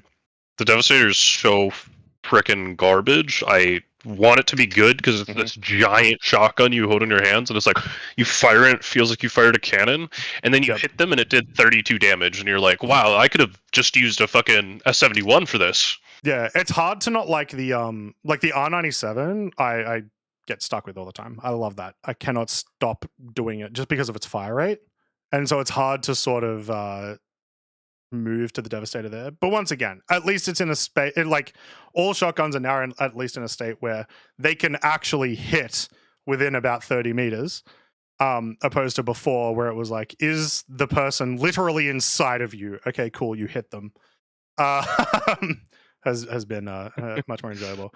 But yeah, so I think it's obviously going to be interesting how they balance those weapons, especially because, as we saw in the video, there's at least one more that's pretty much exactly like it, which is the smaller Volt weapon, and then the it looks like the like Grey Cat mining tool weapon may be similar. We don't know. The VFX was like, once again, it was just like the mining VFX. But the way they were talking about it feels like it may be. They called it an SMG, but it looked like a beam. Who knows? So it's obviously a gun type they want to put back in the game. Yeah. And then to round us off, Xenothreat, I'm not gonna lie, kind of sucked in terms of like our experience playing it. Did you ever have one good experience? The only time I had a good experience was because I was flying with SM, and they just killed every single player, and that was the only way to get on top of the ship, because the ship keeps moving around. So the only way to get in the ship is to have to be stopped. The only way to have the ship stopped is if every single player's ship is dead in the area. And so the best way to get on board was just to kill literally every single player that was at the event, have the Idris stop, and then board the ship and do it that way. Because it has way too big of an HP pool, and the turrets literally one-shot you no matter what ship you were in. Yeah. I agree that the Xenothreat mission sucked. It did not go well. However, if you ever did it in a good state, if you ever had a good server, or you didn't have to deal with like either bad players or just like tons of players messing up, it was by far the best experience I've had in Star Citizen. But I only got to do that once, and I had to attempt the mission like 20 times. So you know what I mean? Like it was like, holy crap, this is awesome, and now I can't ever do it again because everything's going to go to shit. So it was really disappointing. The Javelin also is supposed to be shooting at the Idris. The Javelin never shot at the Idris because of just the server not being good. Yeah. Sometimes it wouldn't show up. Sometimes it was just bugged. Either way, it just seemed to never shoot. So the Javelin shows up. It's like, don't worry, UEE citizens, we're here to help you. And then it like looks at you like a fucking like a drill sergeant that's just staring at you, like, I'll help you, I promise. But it's like you're suffering and you're like drowning in a pool, and like there's this fat guy that's like pushing you down, and that fat guy is the Idris. And like you're asking this fucking Javelin, like, please help me, I'm getting gunned down in the streets. And the Javelin's just like, don't worry, you've got this, bud. I'll help you, I promise. And then he like leaves. It doesn't even do the decency of being like a target. Like half the time, it's the like Idris doesn't even shoot at away. It. Exactly, it's too far away to even be relevant. So like all of those, I believe it's the Galdarines that are the busted guns. All those Galdarines still are just going to shoot at you, and so you like it's super annoying. Because there's been Xenothreats where the Javelin has worked. In fact, like I think the last 2 times that I did it, as in like the last 2 times that they've run Xenothreat. And the Javelin was working, and it was cool. It was cinematic, awesome. But there was other issues with those ones that we've talked about tons of times. So and I do like the fact that at the start, you have the cargo hauling portion, and that gives a use for some of us who actually do logistics gameplay and aren't just the pew pew at everything. Like, get all of these to a location and actually like bring ships that aren't only for combat. Like, I'm sure Red appreciates that. Yeah, no, I feel like that's part that drives it. Like, so much of the focus has historically been on like ship-to-ship combat, right? And dogfighting. But this isn't dogfight, right? Dogfight Citizen. It's Star Citizen, and we want to get those other aspects to it. Getting in there brings a need to, first of all, bring out cargo ships and cover those cargo ships. And you get people that need to go do the FPS ground game. And you have to be smart about how you pull those pieces out, right? You've got your timed inventory that those need to go quickly. Our first time running the event, the person that was, kind of transporting the quantum travel sensitive stuff, they were in the quantum flight mode or the quantum mode trying to get as quickly as they could back to the station, when someone else in the party started going there and jumped. Oh, no. It pulled them together, right? And so we learned a little bit of the hard way there. Their ship survived. They got party spooled? Yeah, you got party jumped, right? And that's what killed it. So rough. Trying to find those edge cases while it was frustrating, it was like, okay, like that makes sense, I guess. Yeah. But that's our fault, but yeah, that's a fun skill issue. Yeah, we might have fucked up, but that one's on us. But yeah, like getting that type of gameplay together, and also like trying to coordinate with other folks that are on the same server, right? Saying, hey, like we're at supply ship Alpha, like it's cleared. Supply ship Charlie has X amount of units left over. We didn't grab it last time, but if that's what we're missing. I will say, and this will also be a sort of par question to both yourself, Riley, and Red.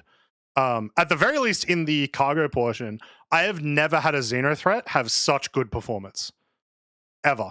I was getting over 60 FPS every single. I know it's called phase 2, but the cargo phase that I attempted, and it was insane. I've never been able to have it that smooth ever. I imagine that's got to do a lot with 323, like all the graphical updates that came with that. But yeah, Red and Riley, were your experiences similar, or am I unique? The first time I did it, I was running a slideshow. Not like a 10 FPS slideshow. I mean like a 2 FPS slideshow. Like literally a slideshow. The second time I did it, it was better. By the third time, I got about 40 FPS, but that's like pretty average when you have 30 ships and tons of players in the area. So like, it wasn't as bad as past Xenothreat. I'd say that for sure. Yeah, the Idris phase was worse for me, but the cargo phase felt like way better. Every time I was near the Idris, it was like 2 FPS. But yeah, Red. I have done two missions successfully start to finish on 2 different nights. So my experience has been good. I do think I didn't run into any of the missions that were stalled. Now I have heard other people running this mission this time that stalled out on them, and it's just been bugged. So my personal experience, I feel like, yes, it was the best running, but I also know of several other people who have had terrible experiences with it still. And it goes back to that caveat of it's a great game when it works, right? Yep. Should be the actual tagline on every one of their YouTube ads. 323 available now when it works. When it works. That's kind of Star Citizen in a nutshell. Yeah. All right. Anything else from your Riley? Overdrive was good. Well, yeah. Like you like it in general? Do you like the F? Like the F7 stuff is weird, but the actual event itself. Yeah, the F7 stuff. I like the idea that you have to earn it in game. The only AIDS part is that it was the ship is so good that a lot of PvP orgs make it a requirement to get it. A bit of an outlier here. We had a few people who did Xenothreat 7 times. Or not Xenothreat, Overdrive. Is that the Xenothreat portion of Overdrive 7 times. So they did that, like the 5 public mission killing hammerheads. They did that 27 times, I believe, some of them. Oh, right. So it gets a bit annoying at that point because hammerheads are a pain to kill, and they now shoot down missiles. So you can't just roll an Eclipse up and just blow it out of the sky really easily. True. I feel like most people did that mission prior to 323 as well, right? So like, a lot of people prior to 323 was piss easy. Yeah. As well as like if you had a Retaliator, it automatically came with like the torpedoes, so people would just bring in that or the Eclipses and stuff. So yeah, it was like super easy back then. But with the current master modes, it showed a few flaws with having that many large ships. That wouldn't have been an issue on the live flight model, and just wasn't an issue. Yeah. But I appreciate the fact that it had multiple stages that required different parts of the game the worst one was the cargo running one, because sometimes it would spawn in areas where you needed to have a tractor beam, and if you didn't bring a tractor beam, you're kind of poop out of luck, because like one time I had it spawn in a shed that the only way to get into it was a ladder, and it's like, I'm not sure I can carry this out with a ladder. Yeah, for those, you got to try to like throw it, and it's the worst, because I had the exact same one. I had to try to throw it. Oh yeah, no. Throwing would not work properly, or like, Yeah, I was lucky. I brought a Connie Taurus, so I just tractor beamed it out onto my cargo thing. Badass. Like, God bless. But otherwise, yeah, no, there were sometimes it spawned pretty bad, but it was enjoyable that like the first mission and the 5th missions were FPS, and I thought that was like a cool thing to have. And then like some of them were ship, and then that last one was cargo, and I think that's a good thing. And the fact that it was significantly easier on most of them to do with multiple players. Yeah. First phase, the third phase are the two standouts, where the 4 hammerheads you literally couldn't kill in time solo. And the first phase, the FPS portion, if you just had someone in the room with the servers to enter the codes and one person finding the codes, it made it 99% easier. Which was surely their intention, to make this more of a group activity. I would also say like I think it's called phase 4 now, the SPK part as well. When like the week that they came out, the servers were spicy in a we're gonna shoot you in the head all the time way. And it was like necessary to have at least like 4 to 5 people to help you on SPK. That was one of the most entertaining like FPS experiences I've had in a very long time, just because there were so many of them. They were tough, and it's not a mission you're gonna. It was definitely a puckering moment. So which I saw a ton of people on Twitter who were like, "Oh man, this is too hard. They made the AI too hard." It's like, no, the AI is like how it is supposed to perform. It's just not on a server FPS of 2 now. Yeah, which like, I will say, I think it is fine to complain about that initially, as long as you understand it's because we've all been playing like the FPS is bad, like the AI is bad. So it's like you now need to play like the AI is working. That's why you're getting murdered all the time. You can't just walk through like an open corridor and just shoot people like you're on a Disney ride shooting at targets. Yeah, which you might be able to again now, but like that was the big thing. For sure. All right, last thoughts, Riley, before we head towards the end. Man, this was such a better episode with Red here. I just got to say, Croncy's amazing host. Thank you. Mike, since I'm sure you're going to watch this before you upload it. Croncy I'm uploading it. He doesn't have a choice. Okay. Well, yeah. Croncy, you better tell Salty it's time to change roles. Yep, agree. Yeah, good episode. Cheers. We appreciate that a ton, Riley. Thanks so much. I'm not getting invited back, am I? Nah, definitely not. Catch her, Riley. All right, have a good one. Yeah. Alrighty, that is Answer the Call done for another week. My first time hosting. Red, this is not your first time being on Answer the Call. You've even through Mike's like old solo one, you've got to be the longest returning co-host, I think. Surely. Oh my goodness. Yeah, I've been like 2 or 3 times through Answer the Call. So yeah, it's good to be taking Mike's seat today. I'm sorry for the lack of hair and sodium, but I feel like I bring my own brand in here. It's I think it's been a great discussion. There's a lot of upcoming features I'm excited for, and obviously glad to talk to you more about Star Citizen, a game we both know very well and love. And I still can't believe you're trying to make the Rock DS a thing. It's gonna be a thing. I'm gonna make it a thing. It was the first thing I like ever bought outside my pledge. I then immediately gave it away. But it's got a soft spot in my heart. There's one last thing I want to ask you, Red, before we fully finish it off, which is, what do you see the next 3 months being like? Or pre-Citizen Con? What do you see that being like for Star Citizen? Oh man, I was just looking at the timing here as far as like when Citizen Con is happening, which is almost 4 months away on the dot. Pretty much. Yeah. Basically, I think they're gonna get 324 out, and we're gonna get into that the content drought, right? I think they're going to hold after 3.24 is out.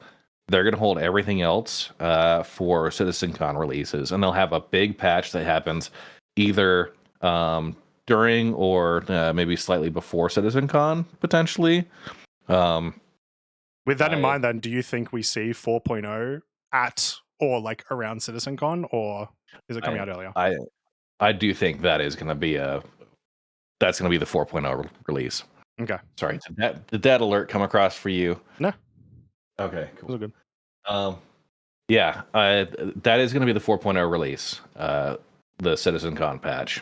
So, it might be a little secretive as far as what else is in there. I think they're going to want to save some stuff to kind of dazzle us with during the big event, and that's what I see happening, at least for the next couple of months. We'll get 3.24, and then we'll kind of go on that information embargo. So they've got some good reveals coming up in October. Yeah, fair enough. All right. Well, with that, thank you once again, everyone, for watching Answer the Call for this week. I promise Mike will be back next week, guys. Don't worry. You'll get your weekly dose of sodium, Michael, as we all need in our lives. But thanks for watching the Copium episode, which is what we're all going to call it from now on. Reminder, if you like Answer the Call, make sure to subscribe down below. We have memberships available if you want to join and help support the channel, as well as get some extra free time answering some calls every now and then. Oh, he's pointing. I pointed the wrong way the second you did that. And of course, make sure you guys go check out RedMonster SC. I'm going to have all of his links down in the comments below. Absolute giga chad of a creator. If you want to do anything with mining, if you want to do anything with really obscure but incredibly fun in-game events, Red is your guy. If you have a Saber Raven, Red is your guy. Yes. So make sure you guys go check out RedMonster SC. For all of those in the chat at the moment, we're gonna once we finish up, we're gonna actually jump over to Red's stream, and he's gonna show us what he's all about. But that's gonna be it from us. Thank you very much, everyone. And are you prepared? Are you prepared, Red? Yeah, I'm gonna hit the go live button here in just a second and get my business started. So, but Red, did you forget?